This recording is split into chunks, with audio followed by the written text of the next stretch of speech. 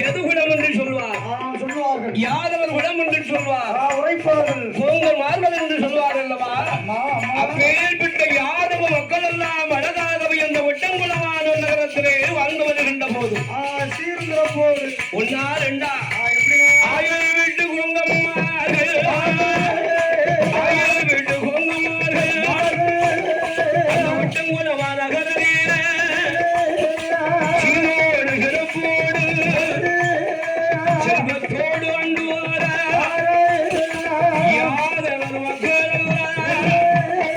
குருதாய் பெற்றதோடு அறிவுடன் பதங்கள் சகோதரர்கள் அன்போடு பண்போடு யாதவர்கள் மூஷங்கள் சீரோடு சிறப்போடு சுடலை மூத்து யாதவரும் அவருடைய குடும்பத்தார்கள் யாதவர் குடும்பத்தார்கள் சிறப்போடு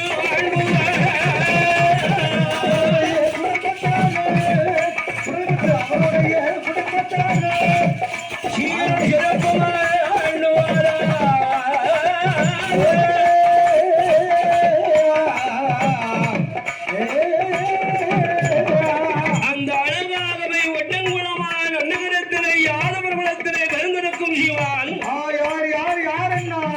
ஆண்டவன் தோப்படி மாரசுவானுடைய பேர்நாமம் தாங்கி இருக்கின்ற யாரோ சுடலை முத்து யாதவர் அவளுடைய குடும்பத்தார்கள் சொந்த பந்தங்கள் ஆயிரம் விட்டு போங்கவார்கள். ஆயிரம் விட்டு போங்கவார்கள். அவர்களுக்கு ஆண்டவனுடைய அருளாலே இறைவனுடைய கிருபையினால் அந்த கண்ணனுடைய அருள் எப்பவும் ஒரு உண்டல்லவா? கண்டிப்பா உண்டல்லவா? அதாவது கஷ்டப்பட்டு உழைப்பு ஒரு நாள் வீண் போகாது. ஒருபோதும் வீண் போகாது. வெயில் என்று பார்க்காம பனி என்று பார்க்காம மழை என்று பார்க்காமல் காத்து கூட பார்க்காமல் வெயிலும் மழையிலும் வெப்பத்திலும் எவ்வளவு கஷ்டப்பட்டு ஆடு மாடுகளை வளர்த்து ஆடு மாடுகளை வைத்து அந்த வருமானம் வீண் போகுமா? அதனால் அவர்களுக்கு ஆண்டவர் அருளாட உழைப்பின் கிடைத்த வெற்றி அந்த கோங்கமார்கள் சீரோடு சிறப்போடு மாடரல்ல மாளிகை கோபுரம் மாளிகள் முன்னாலே